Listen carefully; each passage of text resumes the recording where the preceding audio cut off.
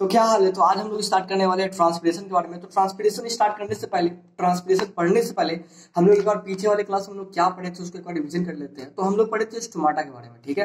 तो स्टोमाटा क्या होता है, गार्ड सेल क्या होता है। तो स्टोमाटा का मैंने बताया था कि स्टोमाटा क्या होता है, स्मॉल पोर्स होता है जो कहाँ प्रेजेंट होता है, लीफ के सरफेस पे प्रेजेंट होता है। स्टोमाटा पोर्स है, ना कि कोई सेल है। स्टोमाटा को कौन फॉर्म करता है, तो गार्ड सेल फॉर्म करता है और वही उसको क्या करता है, उसके ओपनिंग एंड क्लोजिंग को रेगुलेट करता है। इसका एक मैकेनिज्म बताया था कि कैसे स्टोमाटा ओपन होता है, कैसे स्टोमाटा क्लोज होता है, ठीक है।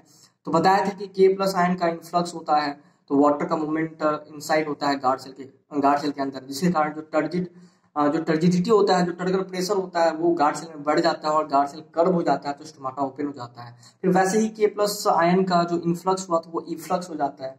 फिर जो वाटर होता है गार्ड सेल के अंदर वो बाहर की तरफ मूव कर जाता है सब्सिडरी सेल में। तो फिर उसके वजह से जो टर्गर प्रेशर होता है वो घट जाता है और गार्ड से वापस से प्रॉपर अपने शेप में आ जाता है और स्टोमाटा क्लोज हो जाता है। तो ये कुछ मैकेनिज्म बताए थे और इसी मैकेनिज्म को हम बताए थे क्या कहते हैं, पोटेशियम पंप थ्योरी कहते हैं, ठीक है। उसके बाद हम लोग पढ़े थे कि स्टोमाटा और लेंटिसल्स के बारे में पढ़े थे कि लेंटिसल्स क्या होता है। तो हम बताए थे कि आगे चल के क्या होता है, बहुत ऐसा ही प्लांट होता है जिसका जो स्टीम होता है वुडी होता है, तो वहां पे स्टोमाटा प्रेजेंट नहीं होता है, वहां पे स्टोमाटा की जगह क्या प्रेजेंट होता है, लेंटिसल्स प्रेजेंट होता है। तो लेंटिसल्स और स्टोमाटा में यही डिफरेंस बताते हैं कि जो स्टोमाटा होता है उसके ओपनिंग एंड क्लोजिंग को रेगुलेट करने वाला गार्ड सेल होता है, जबकि जो लेंटिसल्स होता है उसको उसके ओपनिंग एंड क्लोजिंग को रेगुलेट करने वाला कोई नहीं होता है, वो हमेशा ओपन होता है।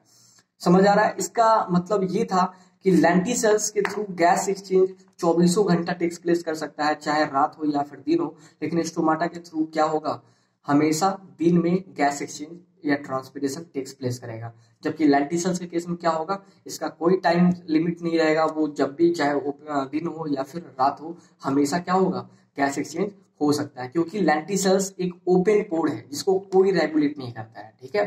तो ये डिफरेंस था लेंटिसल्स और स्टोमाटा के बीच में।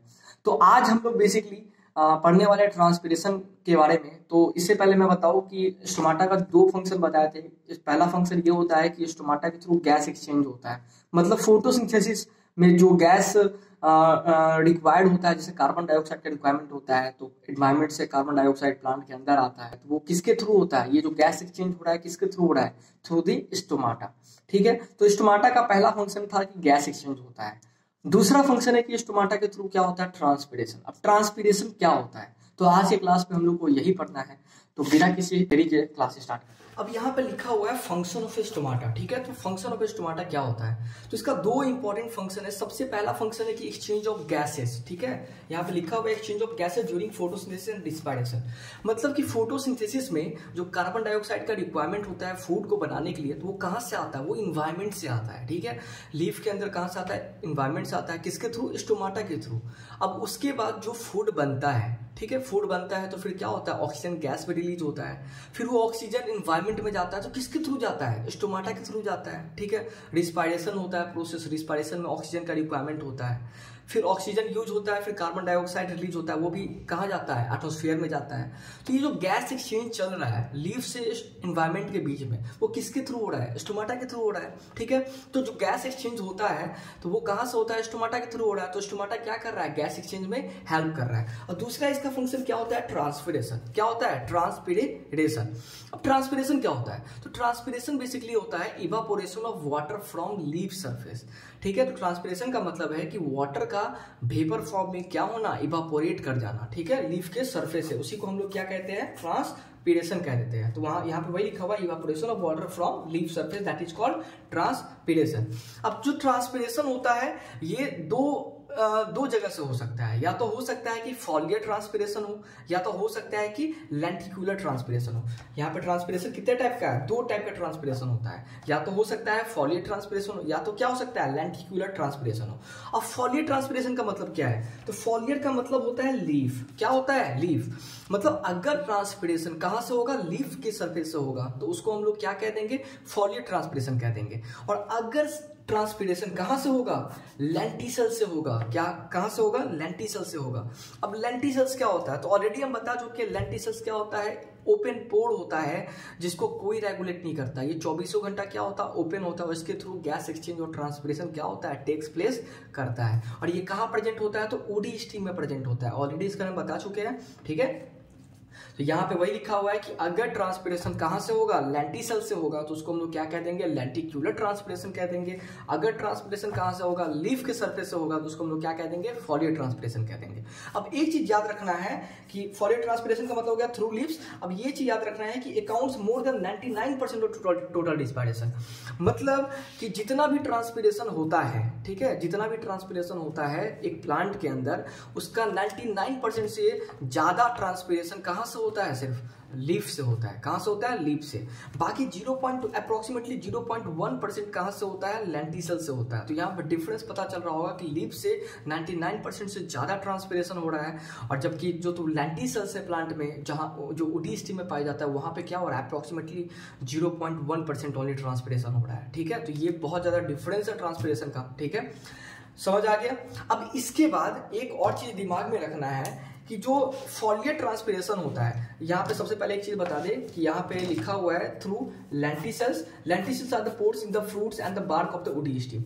अब याद रखना है, हम ऑलरेडी ये बता चुके हैं कि जो लेंटिसल्स होता है कहाँ प्रेजेंट होता है, वुडी स्टीम में पाया जाता है, स्टोमाटा की जगह पे। ठीक है, जो हमेशा ओपन होता है, जो कोई रेगुलेट नहीं करता। और एक और चीज याद रखना है कि ये कहाँ प्रेजेंट होता है, इन द फ्रूट्स। ठीक है, वॉल ऑफ द फ्रूट्स मतलब पेरिकार्प। ठीक है, जो जैसे कि हम एग्जांपल दे रहे हैं एप्पल का, जब एप्पल को गौर से देखेंगे तो उसमें डॉट डॉट डॉट डॉट जैसा स्ट्रक्चर दिखता है। ठीक है, तो वो क्या है, वो लेंटिसल्स है। वो क्या कर रहा है, वो ट्रांसपिरेशन में और गैसियस एक्सचेंज में क्या कर रहा है, हेल्प कर रहा है। ठीक है, समझ आ गया। तो यहाँ पे वही लिखा हुआ है in the fruits and the bark of the woody stem. Bark मतलब क्या हो गया, पेड़ का जो छल्ला होता है साइड का।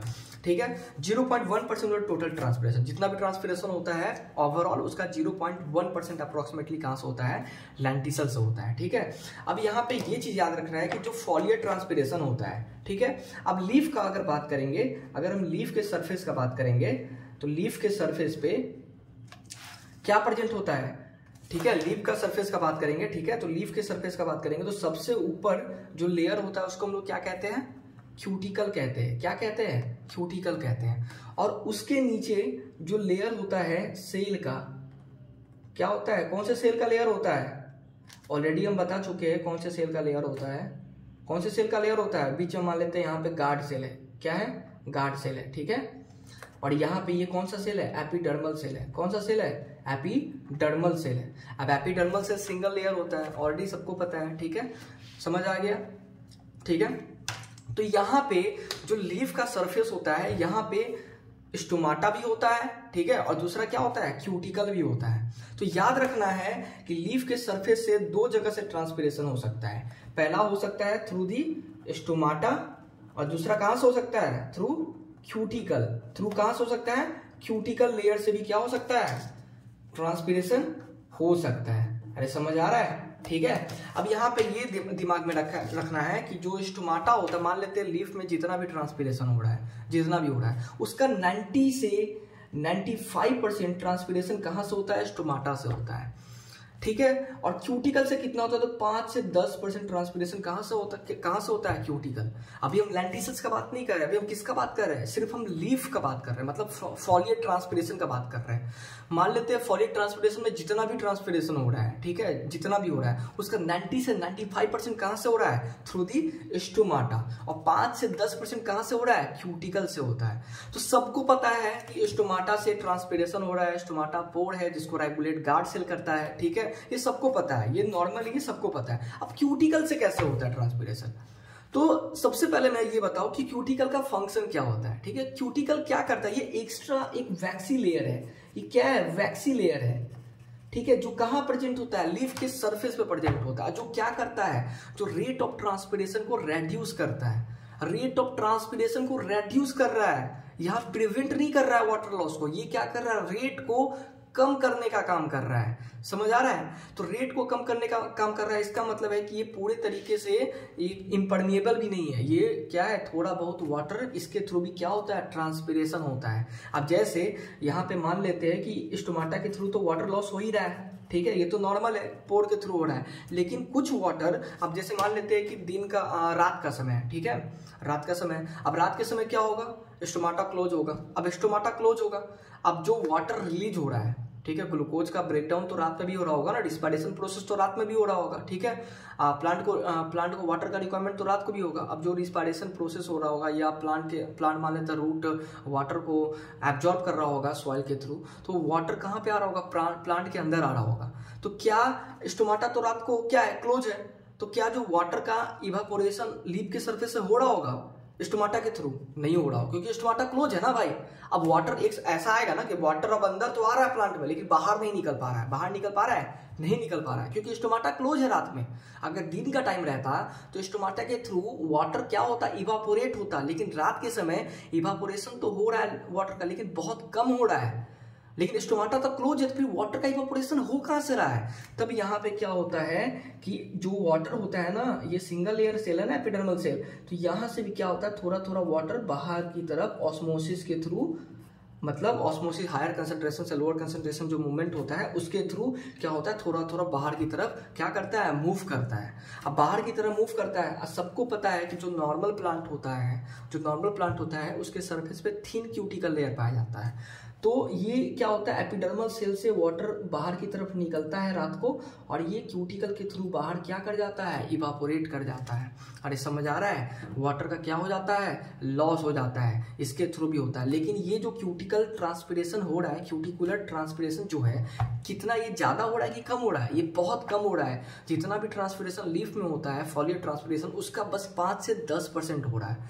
तो ये चीज दिमाग में रखना है कि क्यूटिकुलर ट्रांसपिरेशन जो होता है ये कब होता है, समझ आ रहा है। अब एक ये चीज समझना है कि सबको पता है कि रात को क्या होता है, ये तुम्हारा स्टोमाटा क्लोज होता है। अब वाटर मान लो कि प्लांट एब्जॉर्ब कर रहा है, अब वाटर एब्जॉर्ब कर रहा है, वाटर प्लांट में जमा हो रहा है, रूट सेल वाटर को एब्जॉर्ब कर रहा है। तो एक तरह से अंदर में मान लो वाटर बाहर निकलने का कोई जगह है नहीं, क्योंकि स्टोमाटा क्लोज है। तो रूट प्रेशर डेवलप होता है। क्या डेवलप होता है, रूट प्रेशर। अब जो रूट प्रेशर होता है ये बहुत ज्यादा प्रेशर क्रिएट करता है, ये वाटर को और ज्यादा क्या करता है, पुश करता है, धक्का देता है। अब धक्का देता है तो वाटर कहाँ मूव करेगा भाई, स्टोमाटा तो क्लोज है ना, तो वाटर तो बाहर निकल ही नहीं पाएगा प्लांट से, तो कहाँ से निकलेगा, तो ऑस्मोसिस के थ्रू ये सिंगल लेयर जो सेल है ना, इसी के थ्रू क्या होगा, थोड़ा थोड़ा वाटर करके बाहर निकलेगा। और ये बाहर फाइनल क्या है, क्यूटिकल लेयर है जो कि बहुत थिन है, तो इसके थ्रू भी क्या होगा, वाटर बाहर की तरफ ट्रांसपिरेट कर जाएगा। अरे समझ आ रहा है, ठीक है। तो इसी चीज को हम लोग क्या कह देंगे, क्यूटिकुलर ट्रांसपिरेशन, जो कि रात के समय ज्यादा होगा, ठीक है, रात के समय या फिर मॉर्निंग के समय, क्योंकि उसमें स्टोमाटा क्या होता है, क्लोज होता है, ठीक है। तो ये दिमाग में रखना है, कितना होता है, 5 से 10% होता है। ये समझ आ गया होगा, ठीक है। तो आज के क्लास के लिए बस इतना ही था। तो ट्रांसपिरेशन में यही समझना है कि ट्रांसपिरेशन कहाँ से होता है, लेंटिसल्स के थ्रू होता है, कैसे होता है, क्यूटिकल के थ्रू होता है, कैसे होता है, ठीक है। अब एक और चीज मान लेते हैं जो डिजर्ट प्लांट होता है, ठीक है। अब डिजर्ट प्लांट में क्या होता है, थिक क्यूटिकल पाया जाता है। अरे डिजर्ट प्लांट में क्या होता है, ये क्यूटिकल बहुत ज्यादा थिक होगा। जब थिक होगा तो स्वाभाविक बात है वाटर लॉस हो ही नहीं पाएगा, क्यूटिकुलर ट्रांसपिरेशन क्या होगा, और ज्यादा कम होगा वहां पे डिजर्ट प्लांट के केस में। तो क्यूटिकुलर ट्रांसपिरेशन क्या होता है अब अच्छे से समझ आ गया होगा, ठीक है।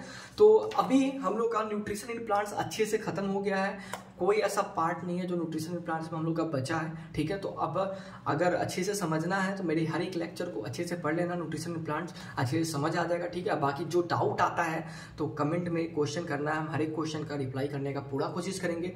अब बाकी नेक्स्ट क्लास में हम लोग न्यूट्रिशन इन एनिमल्स स्टार्ट करेंगे, ठीक है। तो आज की क्लास के लिए बस इतना ही है, मिलते हैं नेक्स्ट क्लास में।